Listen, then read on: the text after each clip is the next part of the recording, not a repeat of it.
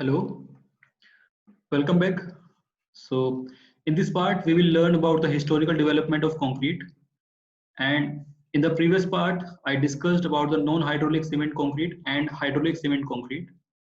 Well, non-hydraulic cement concrete are the oldest used concrete in human history, and historical evidence points out that the non-hydraulic concrete was used in as early as around 6500 BC. And this non-hydraulic cement concrete was used by the Syrians. Well, these Syrians were the people lived in present Syria and Middle East, Turkey, and they spread through Egypt, the Middle East, Cyprus, and ancient Greece. However, it was the Romans who refined the mixtures used. Concrete mixtures used. The non-hydraulic cement used at that time were gypsum and the lime. Well, I am using two new terms, gypsum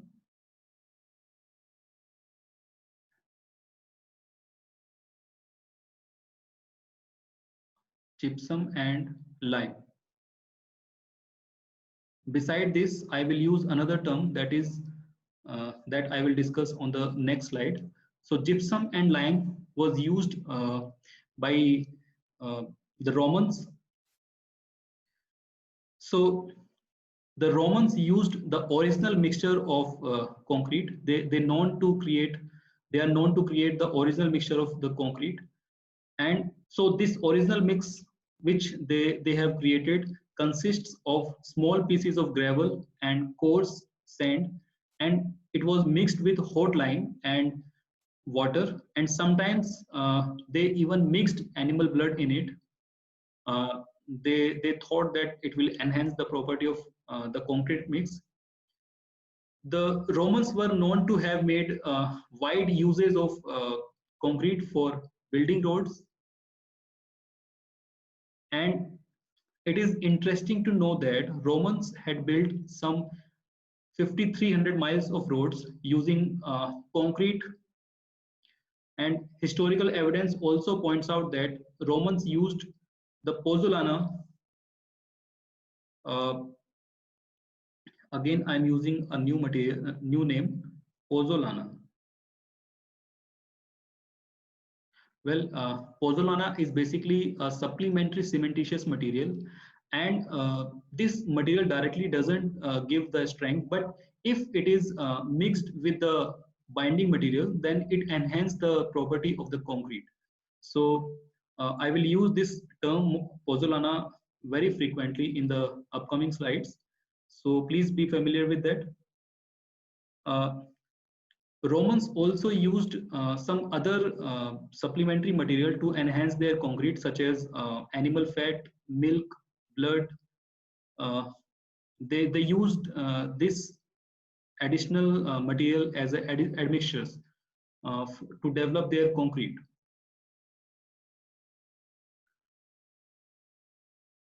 Well, historical evidence also shows that Assyrians and Babylonians, both of these community of people were belong to Mesopotamian civilization, and they used clay as a bonding material. Now you see, Romans used lime and gypsum.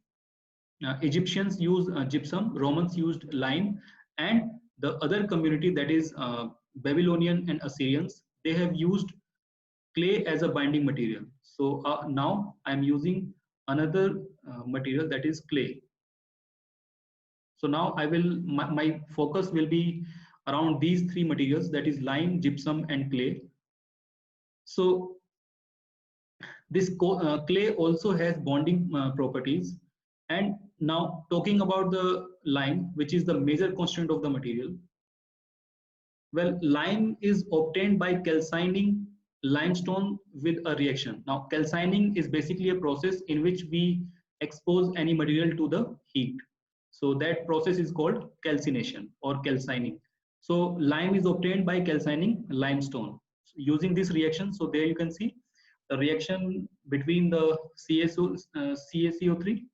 So if CaCO3 is basically calcium carbonate, and this calcium carbonate is limestone. So if you heat it at this temperature, then the byproduct is calcium oxide, and this calcium oxide is basically the lime. This is basically the lime. And the emission of carbon dioxide also takes place.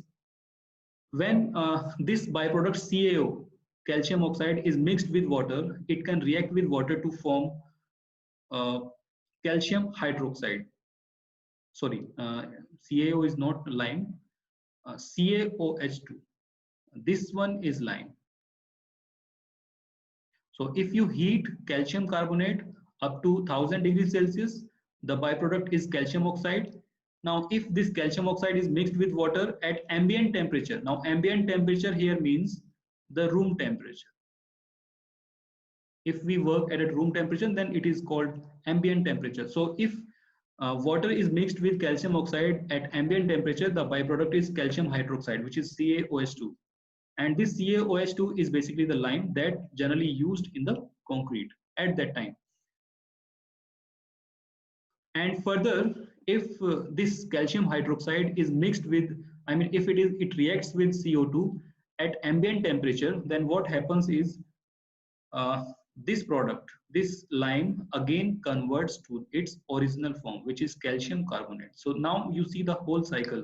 Calcium carbonate converts into calcium oxide, then calcium oxides, after mixing the water, it converts into calcium hydroxide, and then this calcium hydroxide, when react with CO2 in the ambient temperature, then it again converts to its natural state, that is calcium carbonate. So the whole cycle completes.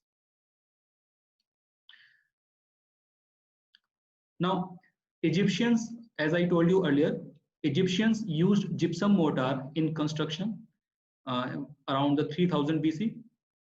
And now I will tell you the process of gypsum. Gypsum was obtained by calcining impure gypsum with a reaction of this.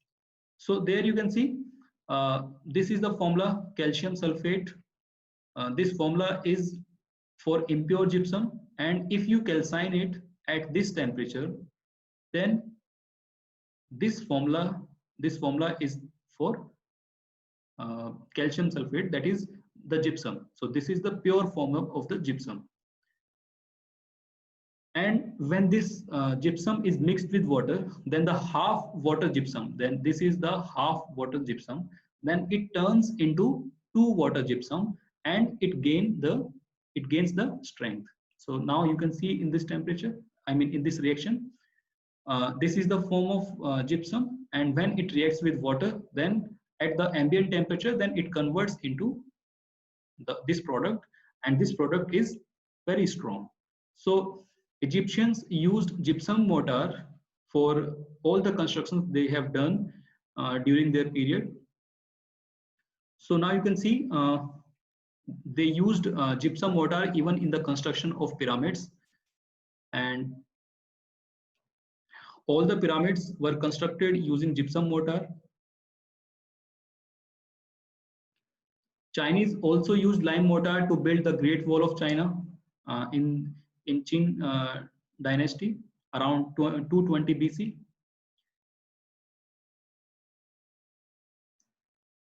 A hydraulic lime was developed by the Greeks and Romans using the limestone. So as I told you earlier, Romans were the first one who developed the concrete mix, and now again I'm talking about them.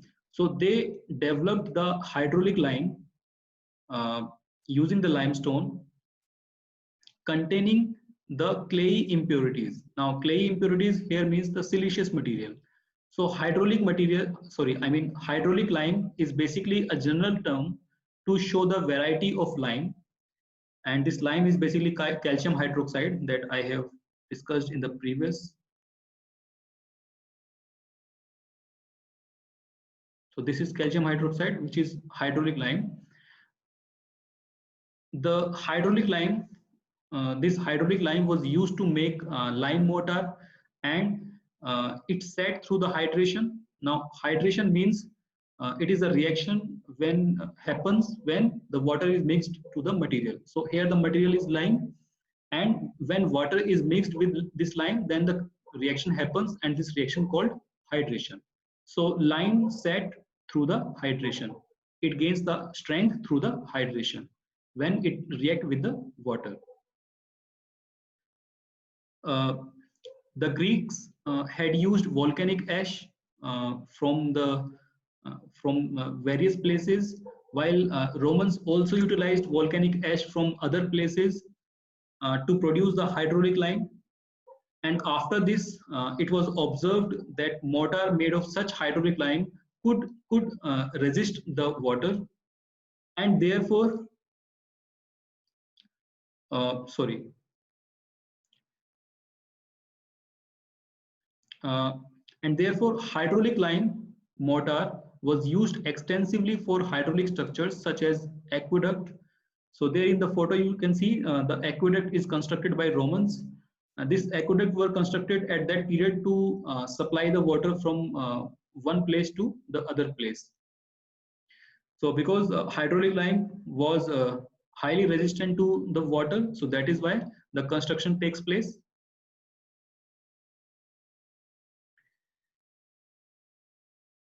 Well, the process that I have mentioned in this slide, this happened in between the 50 BC to 200 AD. Then coming to the Middle Age. Now, Middle Age is defined as 5th century to 15th century, which means 500 to 1500 AD. Now, well, in this Middle Age, there was no significant development in the quality of cementing material, and in fact, the quality was declined. The art of burning lime was almost lost in this period, which majorly developed by the Romans in that period, in the previous slide that I have mentioned. And the people didn't know about the quality of siliceous impurities, which is obtained from the clay. It was not added any so far in this period, and therefore high quality mortar disappeared from for a long period, which is around 1000 years. So in 1756 there was an engineer, his name was John Smeaton. He was commissioned to rebuild the Eddystone lighthouse in England. And as siliceous impurities, as I mentioned earlier, siliceous impurities are very important to enhance the strength of hydraulic lime. So he realized the function of siliceous impurities in resisting water, and he conducted some experiment with different limes and along with the pozzolana. So, and then he found that limestone with high proportion of clay material produced the best hydraulic lime for mortar, which is to be used in water. And eventually, Smeaton used the mortar prepared from a hydraulic lime mixed with pozzolana, which was imported from the Italy that time. He also made concrete by mixing coarse aggregate and powdered brick and mixed it with hydraulic lime and pozzolana, which was again important from the Italy. So the manufactured concrete, the concrete so manufactured from the coarse aggregate and the powdered brick, it was very close to the modern concrete that we use nowadays. And the rebuild of Eddystone Lighthouse that is being constructed by John Smeaton, it was lasted for 126 years until it was replaced with a modern structure. And in the image shown by me, the lighthouse is the current structure in England. It was built by Sir James and Douglas. So it is basically built after the demolition of the earlier structure, which was designed by John Smeaton.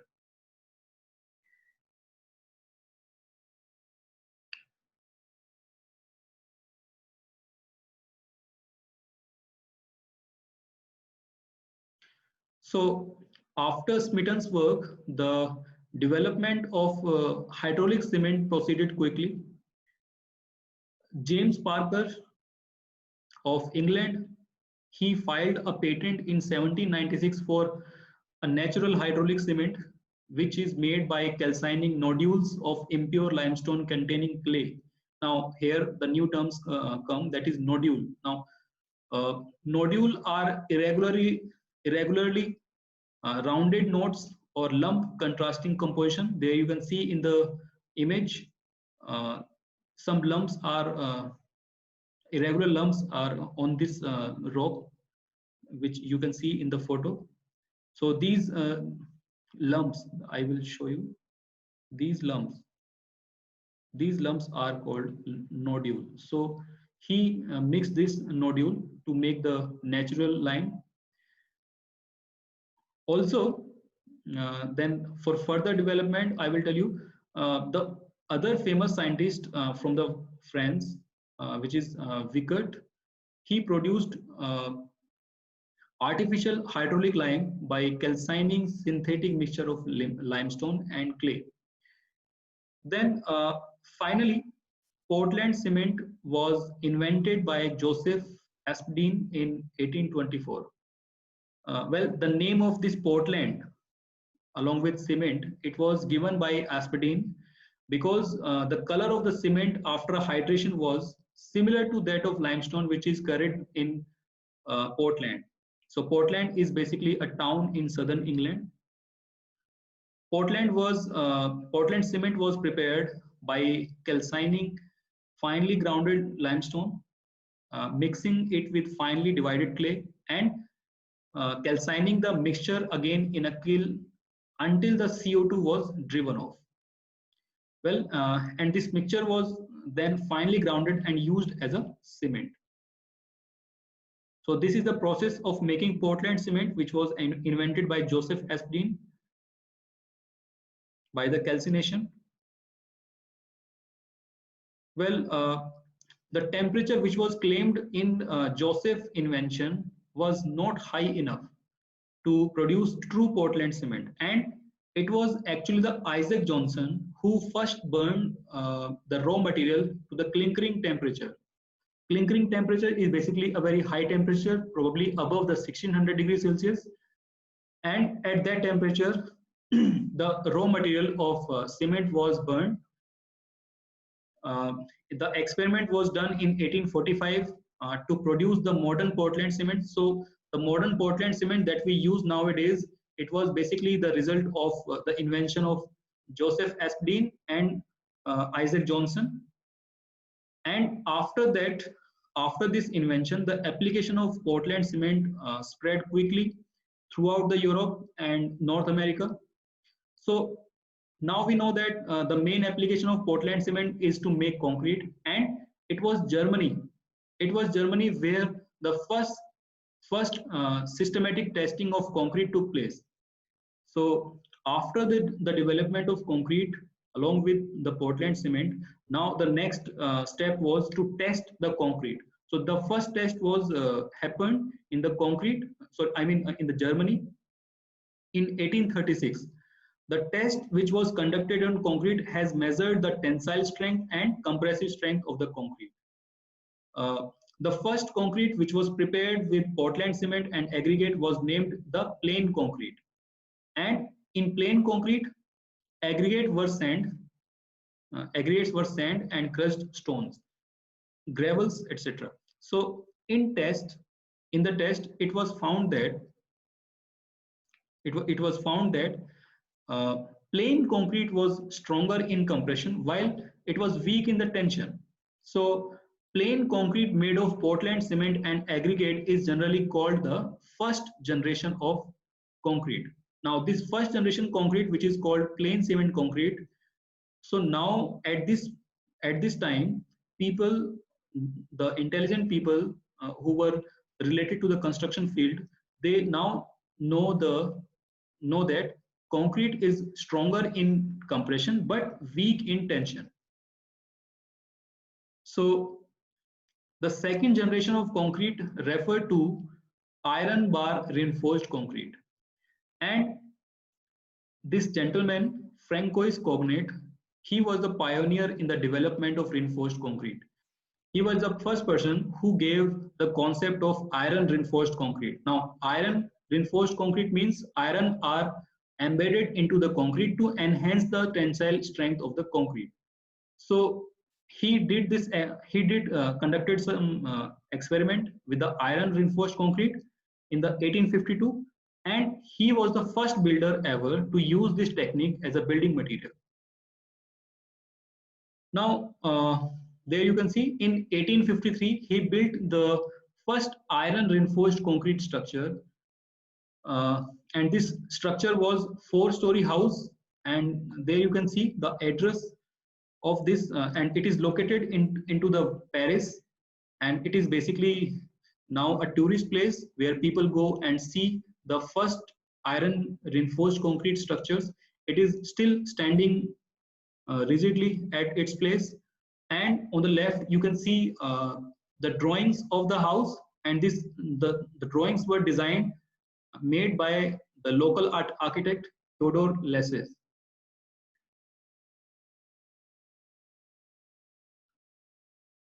Reinforced concrete was further developed by another gentleman who was Hennebick at the end of 19th century. Well, it was realized that performance of concrete can be improved if the bar is placed in the tension side. Now, thus keeping the concrete for compression only. And if you place reinforcement bar on the tension side, then the performance can be improved, the efficiency of the material can be improved. So the concept was given by this person Hennebick. So now in this figure also you can see if this is a beam section and this is the neutral axis, there you can see in the pink line the neutral axis is shown. So above the neutral axis the material is in compression. You can see in the section the above neutral axis it is in the compression, and below neutral axis it is in tension. So concrete is good in compression. Now at this time people know that concrete is good in compression, so there is no need to provide iron bars, but it is weak in tension, so iron bars should be provided in the tension side. And where to provide? Where you will get the first crack. So basically without provision of iron bars, the concrete below comes like this. So once we know the crack pattern, then we can provide the reinforcement. So reinforcement were provided on the tension side, and the concept was given by the Hennebick. Okay. So the benefit of providing reinforcement at tension side was the crack development was stopped. Initially, the crack development was stopped, but as the concrete in the compression side was present, the cracks were developed after some time. So there you can see early attempts worked with the beams showing a reduced tendency to the crack, but after some time the crack were discovered. So this after cracks discovering, it was the problem was addressed in the next research that I will explain you in the next slide. Well, after the invention of this concept, the first structure which was constructed by providing the iron bars on tension side was this bridge, Alvord Lake Bridge in 1889 in California. So now, as I've discussed in the previous slide, that the problem of cracks which occurs in concrete in the tension side was addressed by the next invention or next development in the concrete, and that next development of concrete was known as pre-stressed concrete. So pre-stressed concrete was developed and was first patented by Peter H. Jackson. He was San Francisco engineer, and there you can see the concept of pre-stress. Now, what is meant by pre-stress? We will see this in the systematic way. In the pre-stress, again, we have two material. One is the bar and the other is concrete. So bar, sometimes we call it rebar. Rebar means reinforced bar, reinforcement bar. Okay, so there you can see one anchorage is there and the other anchorage is there, and both anchorage hold the rebar. And what these anchorage does it stretch the bar, it stretch the bar like this in this direction. So the rebar which is being used in it is very is of high strength, so this stretch is applicable in this. So once the bar is stretched, what happens is, then in the next step concrete is poured, concrete is poured. And now you can see in this case the bar is within the concrete, bar is within the concrete, and it is still in the stretched manner, it is still in the stretched manner like this. So after some time, when concrete gains the strength, probably after 1 month, uh, what happens is, then if you cut this bar from here and from here, then what happens is this bar will try to contract. So in the third figure you can see this bar is trying to contract, while the bond between concrete and on the surface of reinforced bar, it doesn't allow the contraction of bar, and that is why this kind of shape forms, as bar is trying to contract while concrete is not allowing bar to contract, and that is why this shape forms. So now what will happen if you provide such beams in the structure and now allowing the load on this kind of beam, then what will happen, this load will try to deflect this beam like this, which means it is already deflected upward. Once the load comes here, then it will get straightened, it will get straightened like this, and hence it will resist the load. So this is the concept of pre-stressing, in which you apply the stress uh, before the application of load. So pre-stressed concrete. Now, the invention of pre-stressed concrete is referred to as the third generation of concrete.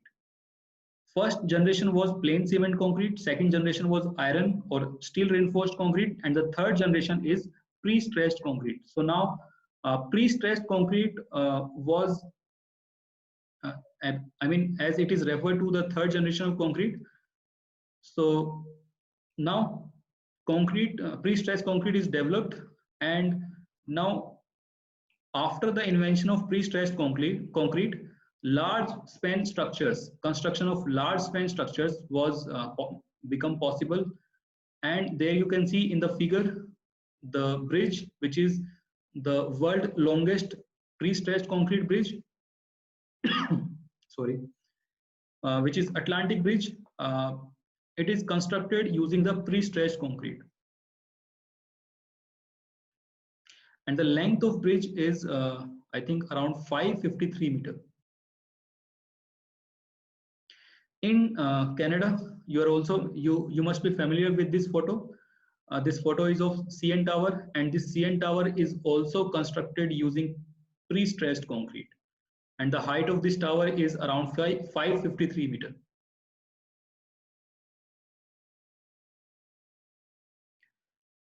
So now, as a structural material, the compressive strength at an age of 28 days is the main design index for concrete, which means concrete generally gains its at least more than 70% strength up within the first 28 days. So this compressive strength is has becomes the representative index for the concrete. Now, why? Well, there are several reasons for choosing compressive strength as the representative index of concrete. First reason is concrete is used in a structure mainly to resist the compression force. Second, the measurement of compressive strength is relatively easy. And finally, it is thought that other properties of concrete can also, other property of concrete which is can be related to the compressive strength uh, through the detailed study of microstructure of the concrete. So detailed study of microstructure concrete led to further development in the strength of concrete. So this development of high compressive strength has been an important direction of concrete development. So now again I'm taking you back in 1918. So there is one gentleman, Duff Adam. He found that in his research, he found that the compressive strength of concrete was inversely proportional to water to cement ratio. Now, what does it mean? It means water to cement ratio. If you increase the water to cement ratio, then the strength of concrete will be low. While if you need more strength of concrete, then water to cement ratio should be low. And if it is high, water to cement ratio is high, then strength of concrete will be low. Okay, so what does it mean? It means that to get high compressive strength of concrete, the water cement ratio should be less.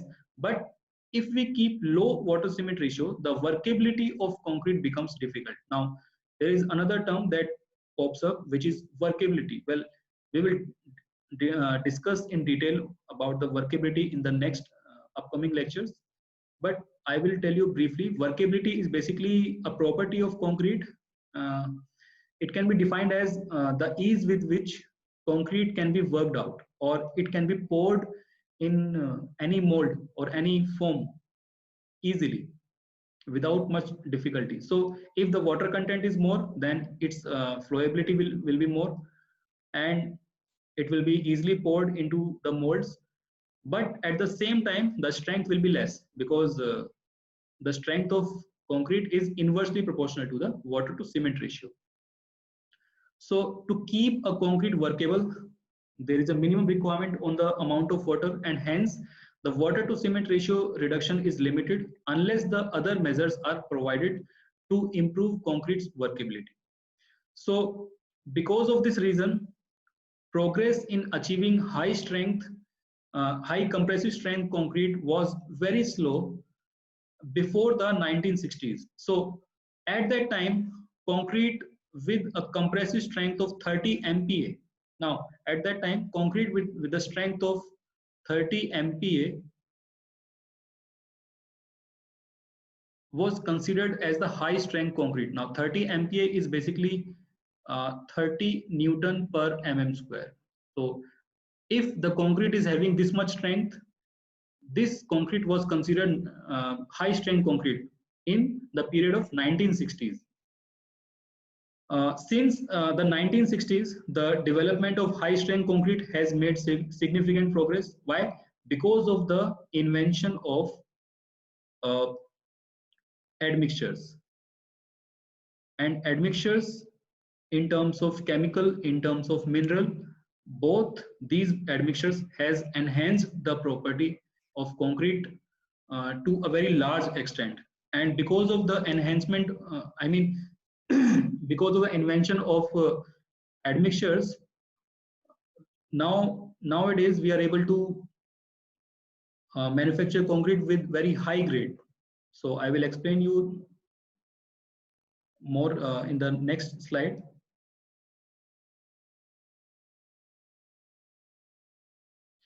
So after the invention of concrete admixtures, the concrete of high strength become possible.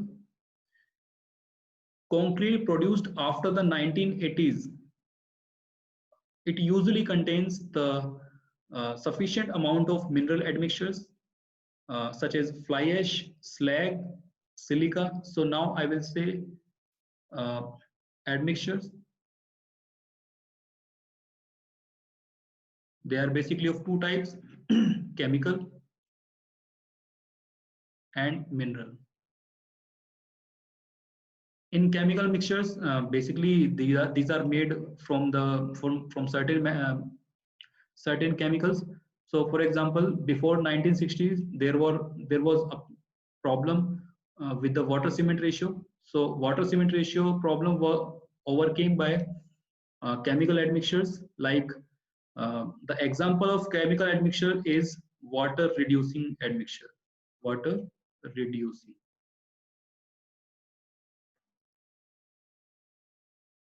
Similarly, for mineral admixtures, the type of mineral admixtures were fly ash. Well, basically, mineral admixtures are basically a byproduct of certain material.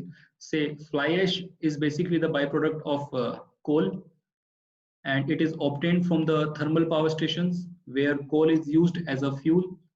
Similarly, the other admixture can be slag. This slag can be obtained from the steel manufacturing plant, as iron is found in the form of iron ore. So when you treat iron ore and extract iron, the impurities, the left residue is called slag. So this slag can be mixed into the concrete to enhance the property. Okay. So now I will discuss. There have been two innovative development in the contemporary concrete. So after using the admixtures, after the invention of admixtures, the concrete so produced using the admixture were called contemporary concrete. And in contemporary concrete, uh, there was significant innovation, significant development, and the major development was the invention of self-compacting concrete. And the other one is ultra high performance concrete. Now, self-compacting concrete is basically a type of high performance concrete. High performance concrete here means as a concrete that can meet special performance and uniformity requirements, which cannot always be achieved routinely by using only conventional materials and normal mixing, placing, and curing practices. So self-compacting concrete is a typical example of high performance concrete, and this can fill in formwork in a compacted manner without the need of mechanical vibration. So that is why it is called high performance concrete, and it is basically intended to minimize the workability problem without affecting the other parameters of the concrete. So in 1990s, a new concrete with a compressive strength higher than 200 MPa was developed in France. So now you can see up till 1960s, concrete with strength of 30 MPa was considered as high strength. But in 1990s, concrete with strength of 200 MPa was produced. So now you can see the significant change, and that happens because of the invention of admixtures. So this concrete, which was developed in the France with this much strength, due to the large amount of silica fume incorporated into this, it was initially called reactive powder. Well, one more thing, silica fume is also considered as admixture, and it comes into the category of mineral admixtures. Okay, so when the the concrete produced by using silica fume and the strength of concrete was 200 MPa, and it was called reactive powdered concrete. But later on, it was changed to ultra high strength concrete, and in short, it is called UHSC. So due to its extremely high compressive strength, it is called ultra high strength concrete. So the ultra high strength concrete has reached a compressive strength of 800 MPa. So now you can see this strength can reach up to 800 MPa also. Now, after certain heat treatment, this strength can be achieved. So now you can see the drastic change in the strength of concrete, but well, there was some difficulty with this concrete, because when this much strength is achieved, the other disadvantage with this concrete was that this concrete becomes highly brittle. So this highly brittle failure is not desirable. So that is why the further development, what happens is the concrete is mixed with some certain fibers.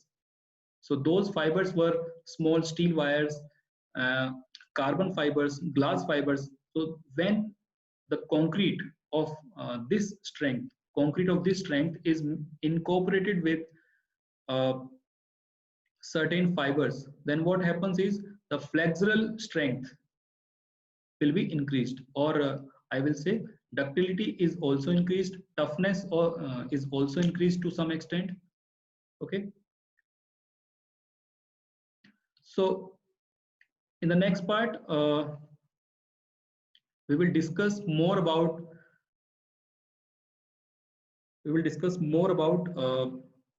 concrete as a structural material. Thank you.